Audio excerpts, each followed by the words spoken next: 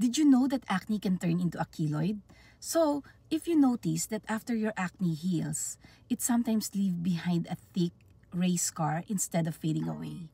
It's what we call a keloid acne scar. So, it's medically known as acne keloidalis or keloid formation secondary to acne inflammation. So, how does it happen?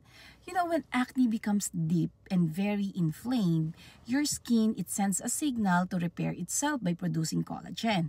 But in some people, especially those with darker skin types or genetic tendency, their body overproduces collagen during the healing process. Then instead of forming a flat, smooth scar, it forms a thick, rubbery overgrowth that extends beyond the original pimple site.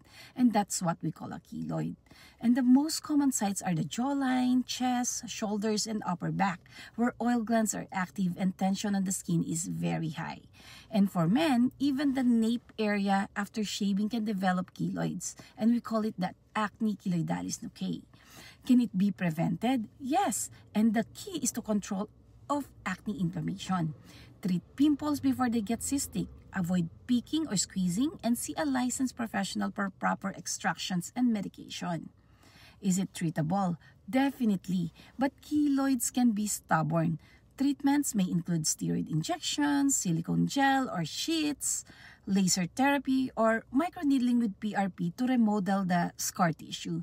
In some cases, a combination of corticosteroids and RF microneedling can give the best flattening and texture improvement. So remember, not all acne scars are the same, and when inflammation goes too deep, it can trigger this overhealing response called a keloid. And the earlier you treat the acne, the lower the risk of getting one. Alright?